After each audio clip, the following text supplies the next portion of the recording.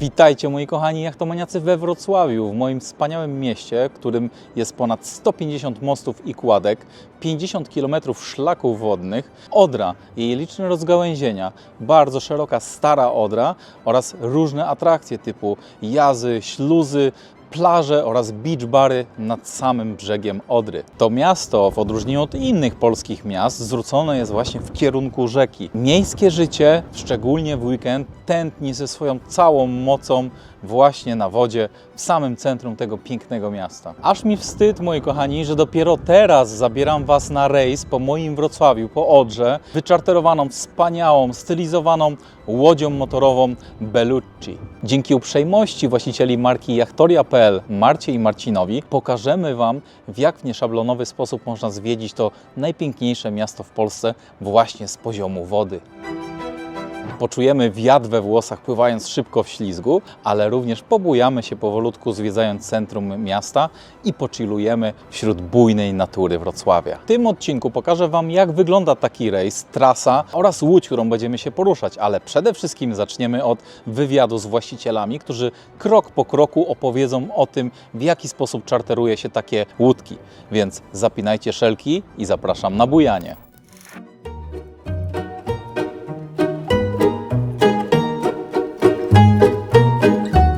Witajcie moi drodzy jachtomaniacy. Poznajcie proszę Martę i Marcina, którzy są właścicielami firmy Jachtoria, prawda? Jesteśmy tutaj we Wrocławiu, w moim pięknym mieście. Za mną wspaniała łódź, którą możecie wyczarterować we Wrocławiu. I z Martą i Marcinem porozmawiamy o tym, w jaki sposób możemy to właśnie we Wrocławiu zrobić. I powiedzcie proszę, jeżeli chcielibyśmy wynająć taką łódź na parę godzin podczas wycieczki we Wrocławiu, to co musimy zrobić? Czy musimy mieć jakieś uprawnienia? Czy możemy pływać ze skipperem? Jak to u Was wygląda? Tylko że jest to łódź faktycznie z mocniejszym silnikiem, wymaga uprawnień. Można ją wynająć samodzielnie, czy może osoba, która pływać chce sama i ma uprawnienia, zabrać jeszcze dodatkowo 7 osób, bądź oczywiście też mamy, że tak powiem, w usłudze obecność skipera, obecność osoby, która będzie tą łodzią kierowała, wtedy 7 osób na nią się może maksymalnie Czyli łącznie zmieścić. ze skipperem 8 osób. Tak jest. Okej, a jeżeli byśmy chcieli wynająć ją bez skipera sami, to jakie uprawnienia musimy mieć, żeby poprowadzić taką łódź? Technicznie najprościej oczywiście patent sternika motorowodnego to już wystarcza do tego, żeby pływać. Im wyższy dokument uprawniający do żeglowania, tym oczywiście lepiej. Natomiast oczywiście przed każdym pływaniem półgodzinne szkolenie z obsługi łodzi, jak pływać, w jaki sposób pływać i którędy pływać oraz techniczne informacje na temat samego użytkowania. Moi drodzy, to porozmawiajmy troszkę może o tej łodzi, bo moi odbiorcy zawsze są bardzo zainteresowani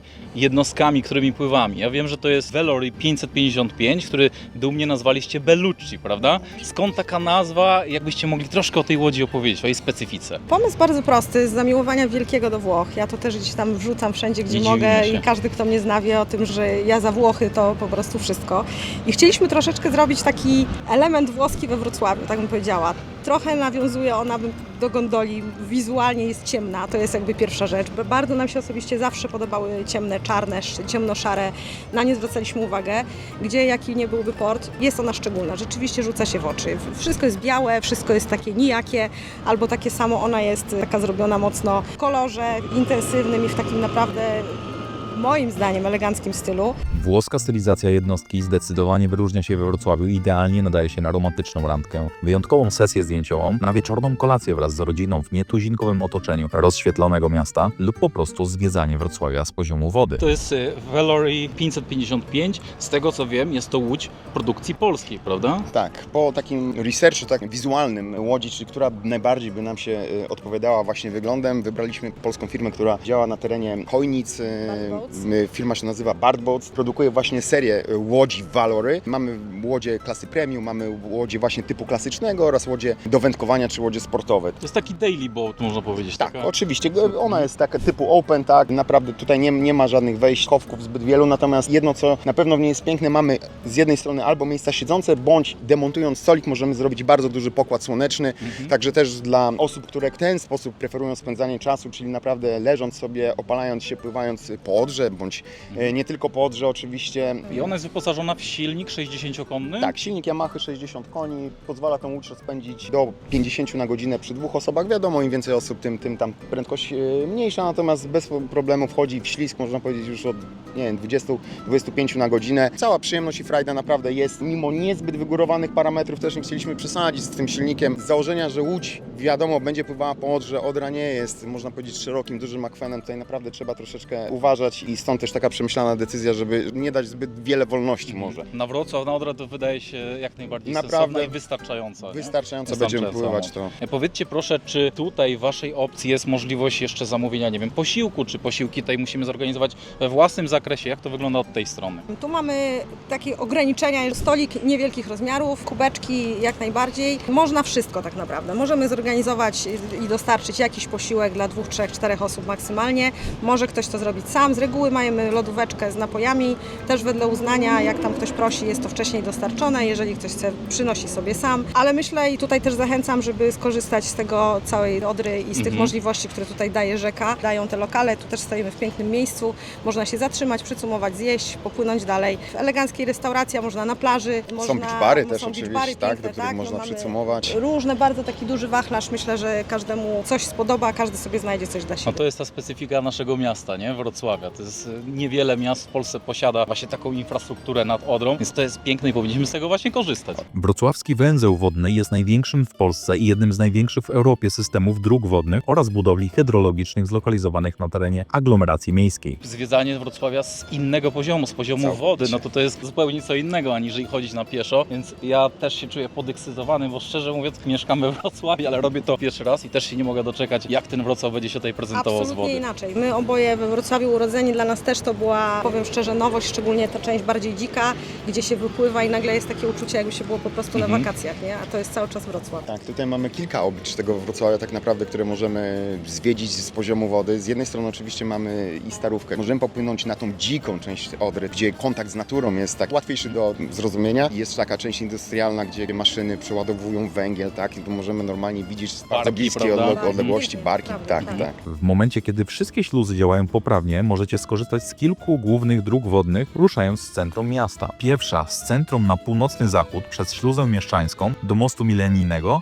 aż do mostu rędzyńskiego. Druga trasa od mostu milenijnego na wschód poprzez Starą Odrę, przez most Osobowicki, aż do Opatowic. Trzecia trasa ruszając z centrum na północ poprzez śluzę zwierzyniecką, dalej poprzez kanał miejski, przepływając przez śluzę miejską, również wpłyniemy w okolice mostu Osobowickiego. Czwarta trasa z centrum na wschód pod mostem Alei Wielkiej Wyspy, wzdłuż dzielnicy Biskupim, aż do Opatowic. Robimy taką dosyć dużą pętlę i to faktycznie też zajmuje czas. Każde śluzowanie trzeba pamiętać, że zajmuje około 20 minut. Tych śluz mamy do pokonania wtedy przynajmniej 2-3 w jedną stronę, oczywiście potem powrotne śluzowanie, także samo śluzowanie zajmie pewnie z 1,5 do 2 godzin może zająć. Śluzy wodne to wyjątkowe w skali kraju konstrukcje budowlane na Odrze, których w granicach miasta jest kilka kluczowych dużych i kilka mniejszych. Nie ma drugiego miasta w Polsce, w których ich miejska koncentracja jest tak duża. Wyrównują poziom wody i pozwalają na przepłynięcie dalej w górę lub w dół rzeki, mimo różnic poziomów Odry, nawet do 5 metrów. Stanowią niewątpliwie dodatkową atrakcję turystyczną, absolutnie nietypowy i zabawny sposób pobierania opłat za pomocą długiego koszyka przez osobę obsługującą śluzę wzbogaca nasze pozytywne doznania z tego rejsu. Teraz niedawno też został wprowadzony system elektronicznych opłat, niemniej jednak ma tą taką uciążliwość, że musimy faktycznie wybrać jakby odcinek czy tam śluzę, którą chcemy opłacić i się prześluzować. Natomiast oczywiście gotówkowo kosztuje to 10 zł 50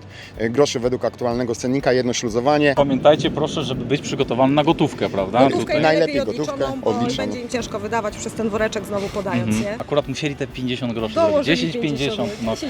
Ale zawsze to jakaś nowa atrakcja. Ustawodawca tak wymyślił. Dzieciom się to podoba szczególnie, bo to dzieci tam bardzo chcą wkładać. Powiedzcie proszę tak technicznie, podpływamy pod śluzę, czy tam jest jakiś numer telefonu, czy oni już nas widzą z daleka i podchodzą, jak to się odbywa? No komunikacja musi nastąpić 2 drogami, tak, czyli albo faktycznie numerem telefonu jest, można powiedzieć, widoczny tuż obok bramy śluzy, bądź poprzez łączność radiotelefoniczną. Jeśli ktoś ma uprawnienia, też na łodzi mamy radiotelefon, tak, z którym się kontaktujemy ze śluzą. W ten prosty, można powiedzieć, sposób zaczynamy krótką komunikację, tak, mówimy skąd, dokąd płyniemy, czy płyniemy w górę rzeki, czy płyniemy w dół rzeki, bo to jest istotne, tak, z której strony śluza najpierw powinna zostać otwarta, no i potem cały już proces śluzowania, który jest naprawdę dosyć mocno atrakcyjny i chyba wszyscy klienci to nagrywają. Jeżeli nam zależy na takiej szybkiej wycieczce, która ze śluz jest najszybsza, żeby właśnie nie czekać tutaj na to śluzowanie jak dłużej? Szybką śluzą jest śluza Szczytniki. Naprawdę tam to śluzowanie wydaje mi się, że w granicach nawet jak się uda i śluza jest akurat z naszej strony otwarta, to myślę, że w 10 minut spokojnie się wyrobimy. No, często jest nieraz tak, że śluzuje się ktoś z drugiej strony. No to wtedy faktycznie ten cały proces musi przejść, żeby ktoś wypłynął i dopiero śluzujemy się w drugą stronę.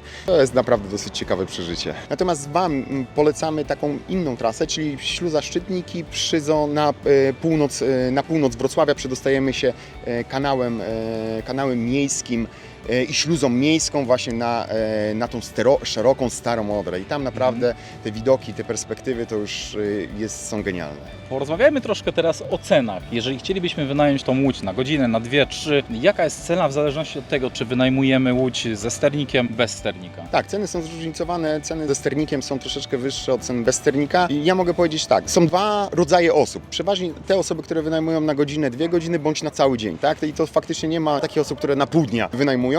Jeśli mówimy o godzinie pływania, ona faktycznie wynosi około 500-600 zł, jeśli mówimy o 1 godzinie pływania, natomiast każda kolejna godzina jest stosunkowo dużo niższa, tak żeby była też jasność, cały dzień pływania to jest w granicach 1000-1200 zł właśnie, czy ze sternikiem, czy bez sternika, tak? I mamy cały dzień zaplanowane atrakcje. Jak tutaj wygląda sytuacja z benzyną? Bo oczywiście musimy uzupełniać tutaj benzynę w tej łodzi, czy raczej po czarterze przypływamy do Was, Wy sprawdzacie zbiornik, na tej podstawie wyliczacie zużycie. Jak to mniej więcej wygląda?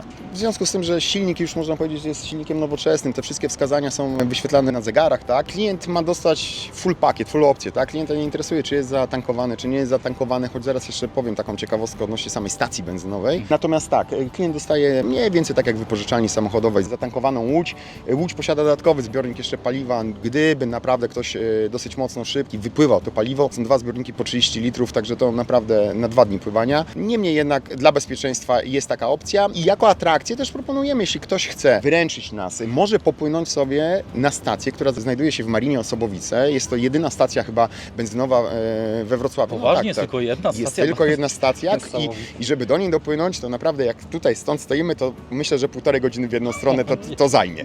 Czasem jest kolejka tam oczywiście, tak. Jest to jakaś forma też atrakcji, także tankowanie na wodzie, naprawdę jak ktoś nie tankował... Generalnie dostaje ktoś całkowicie przygotowaną łódź i Tak taką jest. odbieramy i jest tylko rozliczane potem paliwo na końcu. Okay, czyli pamiętajcie o tym, że oprócz kosztu czarteru, co naturalne, trzeba jeszcze doliczyć koszt benzyny i średnio można powiedzieć, że to jest, nie wiem, 40-50 zł na godzinę, coś koło tego? Myślę, że tak, Nie, ale przy ostrzejszym pływaniu, czy jak ktoś faktycznie lubi tam sobie ten gaz wcisnąć mocniej, tak, to wyjdzie około 450 zł za godzinę. Natomiast przy takim naprawdę powolnym pływaniu, no bo centrum Wrocławia jest takim miejscem, że to i policja sprawdza, i także nazwijmy to piraci wodni, tak, oni są szybciutko wyłapowani i koszt wtedy paliwa przy takim wolniejszym pływaniu to jest naprawdę w okolicach, nie wiem, 15-20 zł. Przy tak wspaniałej łodzi, jak wiemy, dość świeżej, naturalne jest to, że trzeba tutaj ponieść kaucję, prawda, wynajmu. Jak wygląda ta sytuacja z kaucją? Łódź jest okaucjowana oczywiście w momencie, kiedy ktoś pływa samodzielnie, czyli sam sobie jest sternikiem, tak, wtedy jest wnoszona kaucja za ewentualne uszkodzenia. Głównie chodzi o uszkodzenia śruby, tak, która faktycznie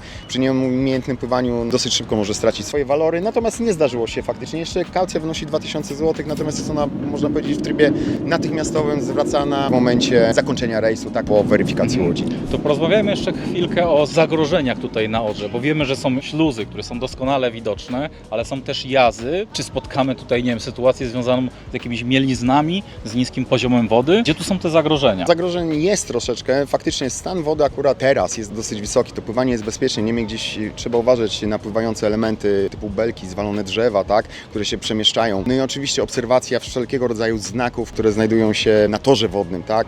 Są miejsca, tak jak tutaj teraz stoimy, no niestety z jednej strony możemy wpłynąć, tutaj absolutnie nie możemy wpłynąć. Tam jest kilkumetrowy spadek w dół, tak, i jest tylko jeden znak informujący o tym. Także naprawdę trzeba być czujnym, uważnym.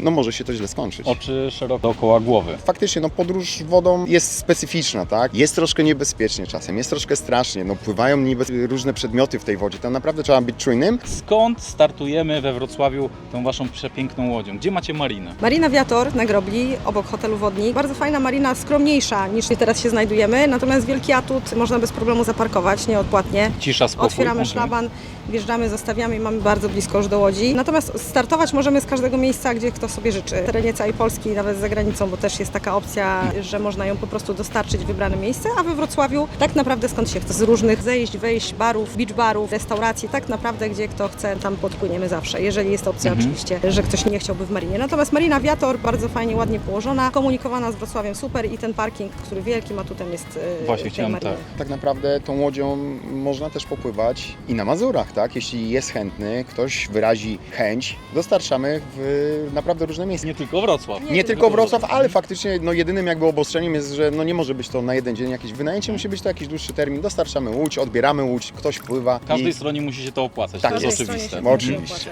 Powiedzcie proszę jeszcze tylko o procedurze zdawczo-odbiorczej. Czy tutaj podpisujemy jakiś protokół, robimy obchód tej łodzi, jak to wygląda przed czarterem? To znaczy przed czarterem oczywiście jest, tak jak wspominałem wcześniej, robiony instruktaż z obsługi łodzi, jest pokazywany jakby stan śruby, łódź nie tonie, tak, no to wiadomo, że nie ma też żadnych dziur. No i też w takim stanie chcielibyśmy ją otrzymać z powrotem, tak, bez dziur, pływającą i reszta to jest naprawdę już...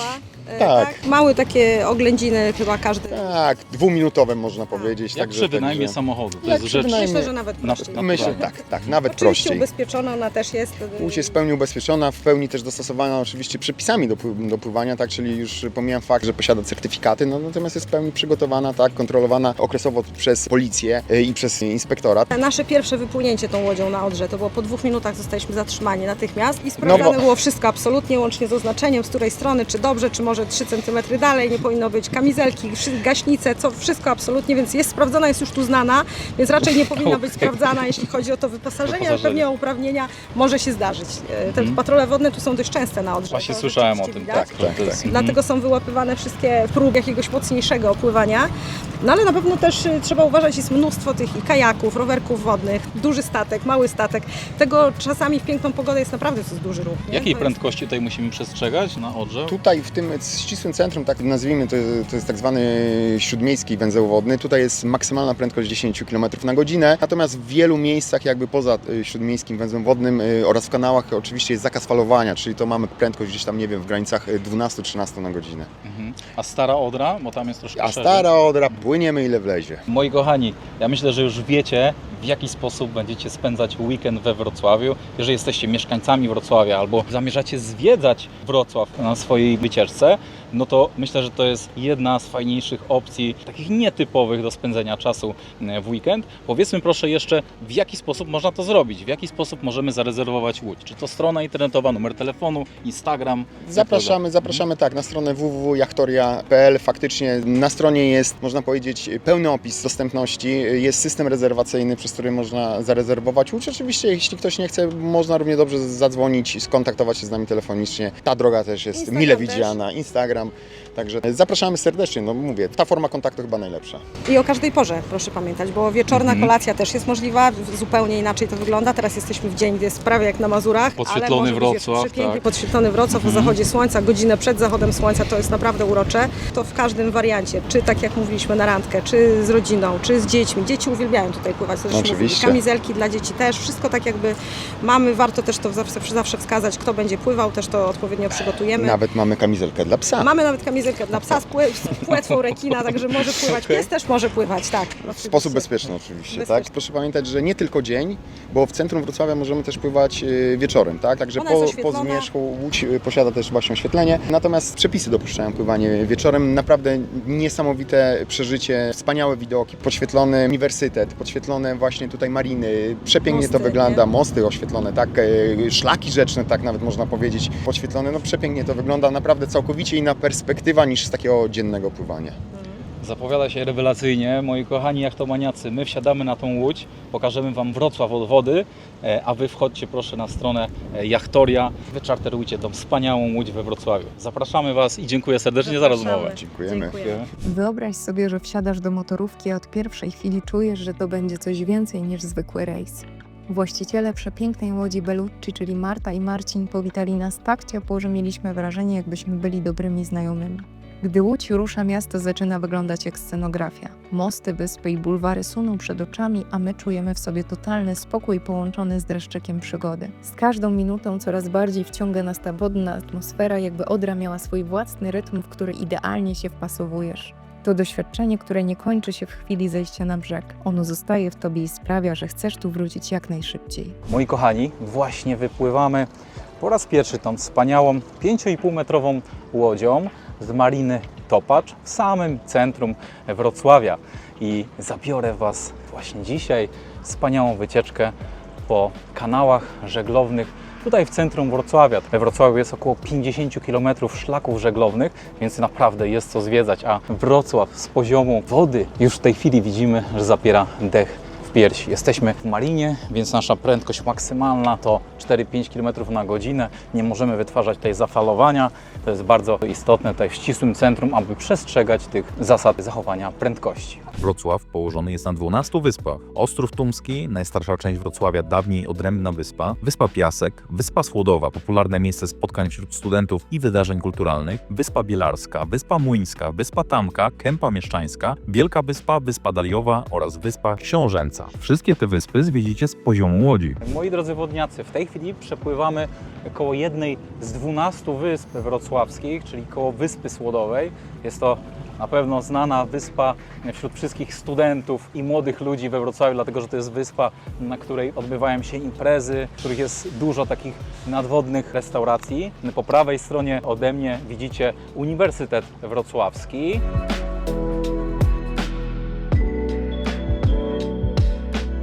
I w tej chwili płyniemy do samego centrum, tutaj tym lewym szlakiem wodnym, dlatego że tutaj mamy zakaz wpływania, dlatego mega ważne jest też patrzenie na znaki tutaj w centrum Wrocławia. Tam był zakaz wpływania, ruch tylko jednostronny, dlatego musimy płynąć tutaj tą lewą stroną. I tak właśnie robimy.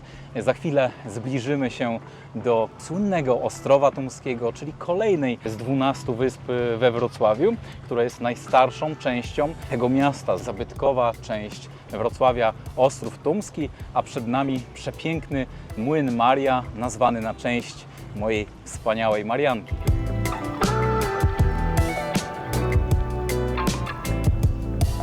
Przyspieszyliśmy do 10 km na godzinę. To jest dozwolona prędkość tutaj w centrum Wrocławia. Za nami płynie barka, a my w tej chwili wpływamy prawdopodobnie do jednej ze śluz.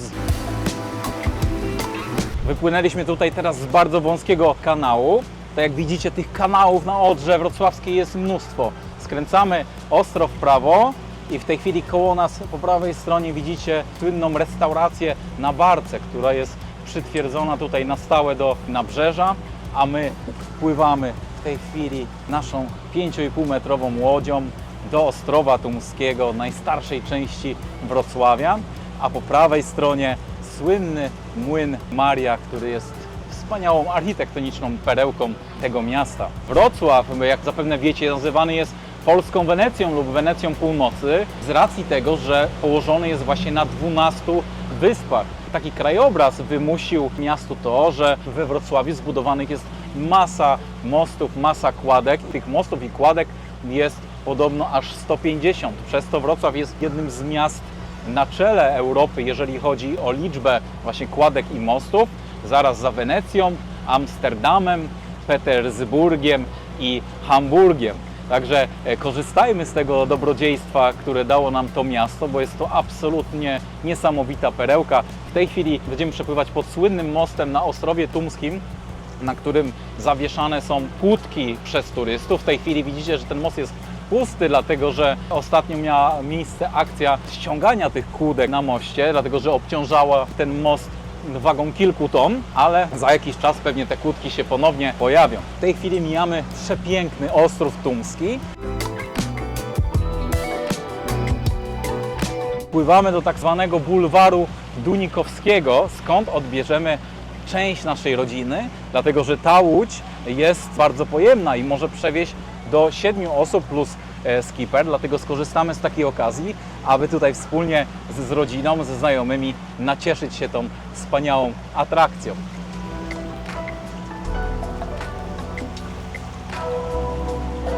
Tutaj przy bulwarze Dunikowskiego jest niezły ruch. Zobaczcie, koło nas jedna, druga barka, więc nie jest to takie proste.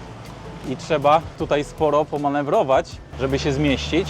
Na wycieczkę zabrałem się z rodziną. Łódź pomieści aż 8 osób ze skiperem, więc nawet duża rodzina czy grupa znajomych znajdzie tu miejsce dla siebie na komfortowych, pomarańczowych kanapach Bellucci, na których można się powylekiwać na słońcu. Kochani, właśnie tutaj wpływamy teraz w okolicach właśnie tej śluzy mieszczańskiej, która jest zamknięta. Bardzo proszę, żeby operator pokazał, jak wygląda ta śluza, ale niestety, tak jak mówiłem, do niej nie wpłyniemy. O, zobaczcie, jak to wygląda. Normalnie tutaj wpływamy, tam się drzwi zamykają i jest koniec. I tu jest najwyższa różnica wysokości w śluzie, bo jest 5 metrów wysokości, aż się podnosi. Ale zobacz, tu restauracja, to sobie płyniemy tak jak naprawdę jak w No. Wenecji. No jak w Wenecji.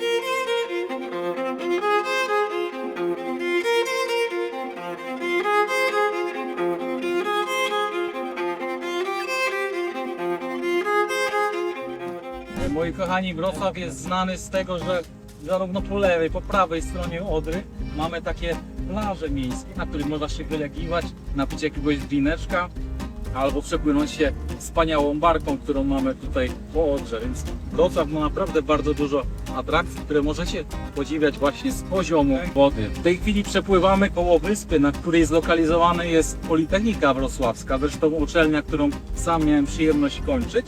A nad nami rozpościelają się liny od gondoli, która przewozi studentów z jednej wyspy na drugą wyspę. I tutaj właśnie z tej strony widzicie jeden z głównych motów Politechniki Wrocławskiej.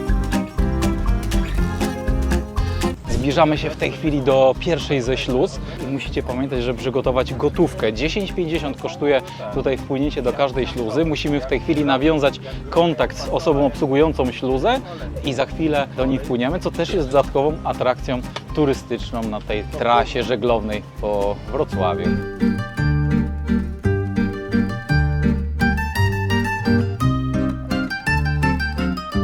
Kochani, właśnie w tej chwili wpłynęliśmy do śluzy, do pierwszej śluzy, do śluzy szczytnickiej. Tutaj pan obsługujący śluzę wskazał nam, żebyśmy się przyczepili do pierwszej drabinki po lewej i właśnie to czynimy.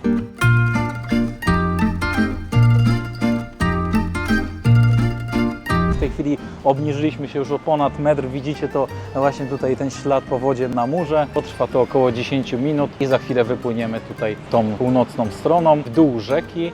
I takich śluz na swojej trasie będziemy mieli jakieś 3-4. Następna śluza to jest śluza miejska. I też warto poinformować tego pana, który tutaj już obsługuje, że płyniemy dalej i wtedy on sam już informuje, że płynie taka łódź do kolejnej śluzy i wtedy nie trzeba telefonować, tylko ten pan z obsługi już wie, że taka łódź będzie się zbliżać, za chwilkę pobierze od nas również opłatę. Tutaj na wyposażeniu tej łodzi macie jeszcze taką ofoliowaną mapę całego wrocławskiego węzła wodnego, dzięki czemu widzicie, gdzie macie śluzy, gdzie macie jazy, gdzie są te niebezpieczeństwa. My w tej chwili jesteśmy właśnie tutaj, wypłynęliśmy stąd i zrobimy takie kółko tutaj wokół całego Wrocławia. Bardzo przydatna rzecz tutaj na wyposażeniu łodzi. Moi drodzy, Wrocław położony jest na 12 wyspach, między innymi wyspa Słodowa, Wielka Wyspa, Ostrów Tumski i kilkanaście innych wysp. Przez to mamy tutaj bardzo dużo kładek, bardzo dużo mostów, jak wspominałem wcześniej 150, wiele śluz, wiele jazów. Jest podróż po wodzie po tym mieście jest niewątpliwą atrakcją. Wypłynęliśmy w tej chwili z pierwszej śluzy, ze śluzy szczytnickiej i płyniemy dalej na północ Wrocławia. Za jakiś czas płyniemy kanałem do Starej Odry, gdzie ta rzeka rozszerzy się tutaj najbardziej. Będziemy mieli największy komfort pływania i te niebezpieczeństwo spotykania innych łodzi będzie mniejsze aniżeli w tej chwili. Wspaniałe doświadczenie. W tej chwili, moi drodzy, przepływamy pod mostem Zwierzynieckim, a po naszej prawej stronie, gdybyśmy tutaj pojechali samochodem przez ten most, jest wrocławskie, słynne, wielkie zoo. Śluza miejska pełni również bardzo istotną rolę dla miasta. Na kanale miejskim mieści się bowiem śluza wodna przeciwpowodziowa, nazywana bramą przeciwpowodziową. Oprócz niej znaleźć można zamknięcia powodziowe budowane przy śluzach komorowych. Są to m.in. wrota powodziowe w śluzie miejskiej, śluza Zacisze oraz wrota powodziowe w śluzie Bartoszowice. Powyżej śluzy Bartoszowice zbudowana jest śluza wałowa umożliwiająca przerzut części wód wezbranych z Odry do Widawy przez kanał odpływowy. Najstarszą śluzą komorową we Wrocławiu jest śluza piaskowa. Różne źródła podają, że jej prosta forma powstała w 1792 roku. Początkowo były to śluzy drewniane. Rozwój potrzeb żeglugowych sprawił, że śluzy modernizowano i budowano w technologii murowej, by w czasach najnowszych wykorzystać technologię żelbetową.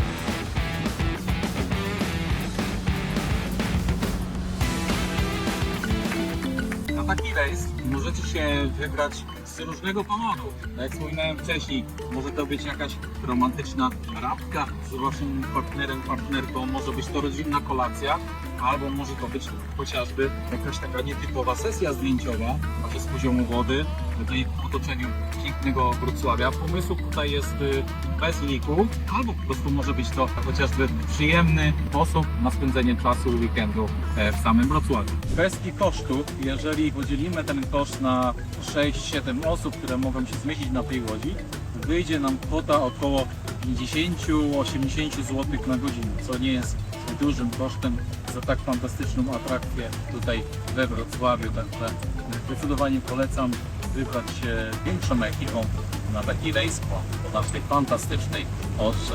Pływamy z kanału wiejskiego i za chwilkę będziemy pływać do ponownie śluzy szczytnickiej. I pamiętajcie, że po godzinie 19, a w tej chwili ta godzina się zbliża, ceny za śluzę są dwukrotnie wyższe, czyli płacimy 10,50, a 21 zł. My w trakcie dzisiejszego rejsu zwiedziliśmy całe centrum i wybraliśmy trasę numer 3, czyli przez śluzę zwierzyniecką dopłynęliśmy aż do mostu rendyjskiego. Ta cała trasa z kilkoma przerwami zabrała nam około 3,5 godziny w dwie strony. Jestem przekonany, że nasza dzisiejsza wspólna wycieczka na pewno Wam się spodobała. Zachęcam Was do takiego nietuzinkowego sposobu zwiedzania Wrocławia razem z Jachtoria.pl. Zapewniam Was, że będziecie zachwyceni. Piszcie, dzwońcie, zamawiajcie rejsy na wyjątkowej w skali Wrocławia łodzi Bellucci. Serdecznie zapraszam. Zapinajcie szelki i zapraszam na bujanie we Wrocławiu.